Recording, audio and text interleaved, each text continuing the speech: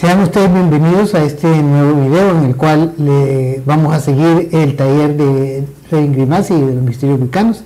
En esta ocasión les traigo un resumen de los textos que son sagrados para Wicca como religión. Los invito a verlo. Vamos a hablar entonces de lo que son los textos sagrados en Wicca. Básicamente son 5, hay más, pero vamos a hablar de estos 5 que son los primordiales y los que menciona Rabin Grimassi en su obra. El primero es el llamado Carga de la Diosa o Charge of the Goddess, el cual aparece en el libro What Witches Do de Stuart Farrar. Vean ustedes que todas las referencias que les voy a dar son modernas, son escritos del siglo pasado, de los años 1900, pero son reinterpretaciones adaptadas a lo moderno, digamos, a la Neo-Wicca. Entonces, muchos de ellos contienen textos antiguos que han sido modificados de forma de que puedan ser, digamos, adaptados a lo que es Neo-Wicca actualmente. Entonces, el primero, el llamado Church of the Goddess, es asociado con los misterios lunares. Es una forma que explica la mentalidad para las enseñanzas y la devoción hacia la diosa, por medio de danzas, cantos y muchos hábitos que tienen mucha raíz en el paganismo antiguo. La leyenda del descenso de la diosa se da así. Se dice que la diosa estaba en su lugar, en lo que se puede llamar Summerland o digamos que habíamos hablado la vez pasada, el paraíso, ¿verdad?, entre comillas, de Wicca. Baja al mundo material y deja el Tirnan Oak, del cual habíamos hablado en el video pasado, y comienza a descender para encontrarse con el Señor de la oscuridad. El Señor de la oscuridad se llama así no porque sea malo o porque sea oscuro en realidad, sino que es el nombre que se le da dentro del ritual al dios cornudo.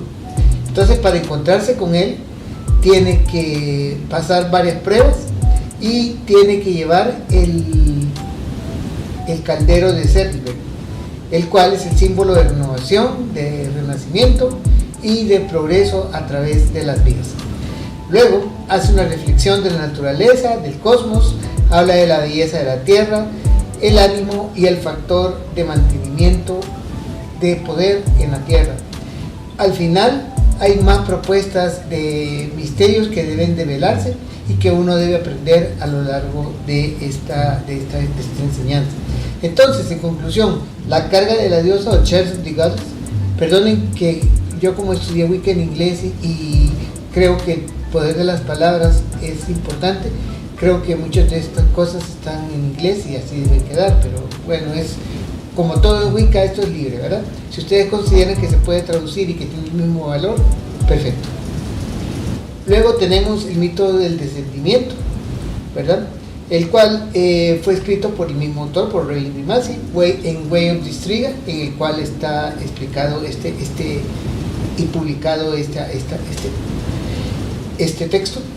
Habla de los misterios al inicio y habla de la fortaleza que uno tiene al interpretar los misterios y adaptarlos en su vida. Habla de que la diosa es da el conocimiento de todo, pero a la vez que da el conocimiento de todo, también cuando desciende el mundo material, ella debe pasar por pruebas. Entonces es como un agregado, digamos, del anterior. Tiene 7 puertas que pasar. Esto es simbólico, no es que sean en realidad 7 puertas, las cuales tienen unos guardianes en cada una, y a cada uno de los guardianes tiene que darle algo. Entonces, para intercambiar ese algo, el primero le da un cetro, al segundo le da su corona, al tercero le da un collar, al quinto le da una guirnalda, al sexto le da las sandalias, y al séptimo, en la séptima puerta, le da toda su vestimenta. Esta es una de las bases de por qué, si la diosa tuvo la humildad de poder entregar todo a cambio de poder descender y venir a ayudarnos y juntarse con el Dios y hacer todo lo que tiene que hacer para ayudarnos, porque nosotros no podemos ser tan humildes de trabajar sin ninguna vestimenta en cualquier rito o cualquier cosa que hagamos.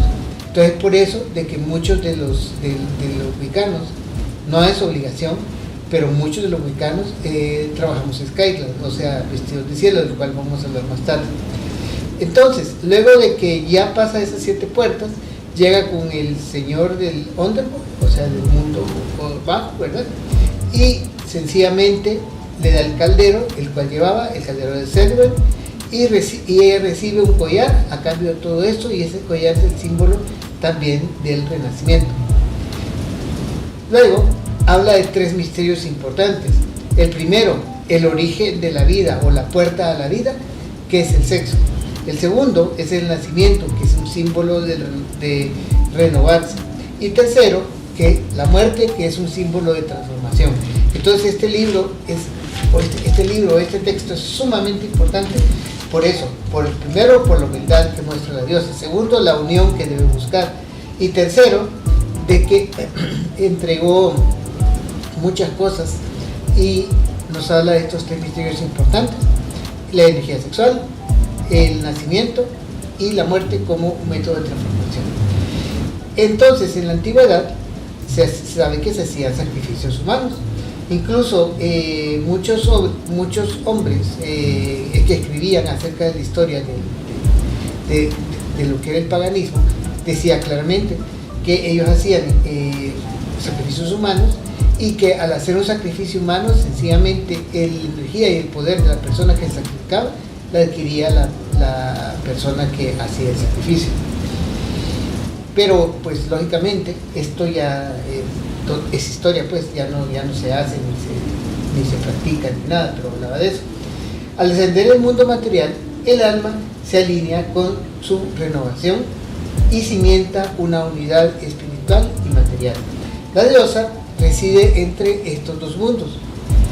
El círculo, al hacer un círculo, digamos un círculo mágico, y trabajar la rueda del año, o sea, las fiestas, los sabbats y los svats, estamos haciendo un contacto con la diosa y estamos tratando de conectarnos con su poder.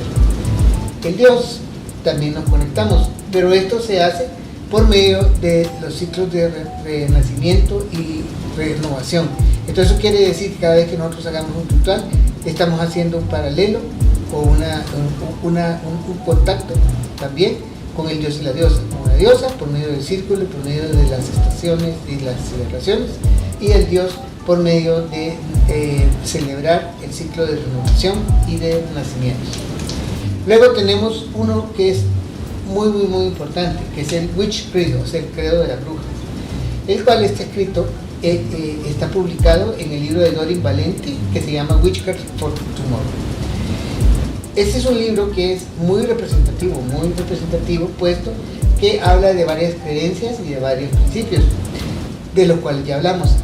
Dice que en el inicio se da una referencia a la época de la Inquisición, o sea, la época en que quemaban a las brujas. Luego se habla del poder de los practicantes y cómo se conectan con su energía, con el dios y la diosa. A la vez se habla de áreas rituales y la invocación a los 4 elementos, y también se habla de los sabbats. Esto es importante porque también es otra fuente importante para saber por qué se habla siempre de 4 elementos y de su relación y de por qué se hace veneración a los guardianes de cada uno de estos. Se habla de la polaridad en los rituales. Esto es sumamente importante, de que para iniciarse y para trabajar deben ser miembros de sexos opuestos, es decir, un hombre trabaja con una mujer y una mujer trabaja con un hombre. Esto es también, a mí me parece sumamente importante, puesto que muchos mexicanos no respetan este principio, ¿verdad? Incluso hay varias tradiciones en las cuales no hay, digamos, como respeto a la polaridad, pero vean qué interesante. Yo, cuando estuve en Costa Rica, tuve la oportunidad de tener contacto con un joven diánico, el que solo celebra a la diosa y no al dios, pero ellos para sus iniciaciones, ellas mejor dicho, para sus iniciaciones, sí necesitan de la polaridad. Es por eso que invitan a un mexicano masculino, En este caso fui yo varias veces que me invitaron a sus iniciaciones y yo participaba en las iniciaciones en el joven para polaridad, ¿verdad? Entonces, a pesar de que ellas trabajan solas, son mujeres, siempre necesitan de una polaridad para las iniciaciones.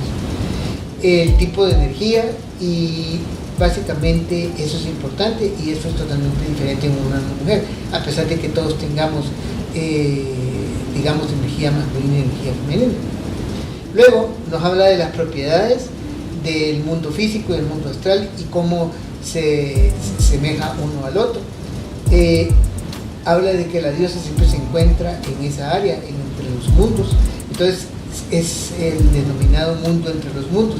Cuando uno habla de mundo entre los mundos en los rituales y en algunas cosas que practicamos, se refiere a esto, al lugar donde se ve la diosa. También habla de la importancia de la polaridad, incluso en la conciencia divina, ya que siempre hay una parte masculina, una parte femenina, y también recordemos de que así como existe el bien, existe el mal. Entonces, eso también nos hace digamos, mucho recordatorio de eso, ¿verdad? Mucho para recordar. Luego habla del dios cornudo como dios del underworld, pero explica claramente que el dios es solar y sigue los ciclos solares. Es por eso que en los sabbats y los shabats, no, en el primero está representado el dios y en el segundo está representada la diosa. Es por eso que la diosa es lunar y es una triple diosa, una reina del cielo y señora de la magia. Recordemos que esta es una religión matrifocal, ¿verdad? Entonces, los aspectos principales del dios y la diosa son explicados en alguna forma en este texto y nos dice cómo aprender a utilizar sus energías, al igual que cómo conectarnos con ellos. Y también hay una parte que es la más importante de este texto, en la cual se menciona la Wiccan Red, de la cual ya hablamos anteriormente, que se refiere a lo que es el haz lo que quieras, pero nunca hagas daño, el cual ya expliqué en el video anterior. Luego viene un texto que para algunos es un poco controversial, pero es un texto basado en creencias antiguas, que está publicado en The Witch Way de Stuart Jane Fair. Se llama El Gran Rito. Este gran rito se mantuvo bastante oculto durante mucho tiempo debido a las implicaciones, ya que en él se habla de poner a una mujer como altar y también se habla de las connotaciones de esto. Tengamos en cuenta que actualmente no se podría hacer eso por dos razones. Uno es la modernidad que hay ahora y que hay mucha defensa de la mujer, y segundo, que sería como cosificar a las mujeres, entonces actualmente ya no se practica. Eso lo dicen claro en su libro de Los Farrar, ¿verdad? Nos habla acerca de indicaciones acerca de cómo se hace el círculo, se habla de cómo se hacen rituales para solicitar lo que son las energías universales y que se manifiestan en el mundo físico, habla de la bipolaridad, incluso habla de colocar dos pilares, estos pueden ser físicos o pueden ser espirituales, uno representa al dios y otro representa a la diosa, y también nos habla de algunos rituales sexuales, que son los que se han mantenido en cierta forma limitado su difusión por la connotación, ¿verdad? En esto quiero ser claro, o sea, hay muchas cosas que en Wicca se practican y que tienen un gran interés y una gran importancia y tienen un significado ritual. Incluso hay rituales sexuales, pero esos definitivamente se reservan para algunas personas o para cuando ya están iniciadas las personas. Y el caso de acusar a un wicano de que utiliza a una mujer y que cosifica a la mujer es todo lo contrario. Recordemos de que en Wicca la mujer es el centro, incluso se considera y está definida que Wicca es matrifocal, es decir, orientada a la mujer. Luego pasamos al canto de las brujas, que está en el grimorio de Lady Shiva, que es un libro que es fácilmente disponible. Se hace énfasis en el enfoque multifocal, en el culto a la gran diosa. Se habla de una noche especial llamada Noche Oscura, en la cual uno puede aprender lo que es la madre de los misterios más altos. También habla de que hay varios portales que se pueden abrir para poder tener acceso al conocimiento. Se invoca al dios, a la diosa, que nos permiten solicitar que nos brinden su energía para que los rituales sean efectivo.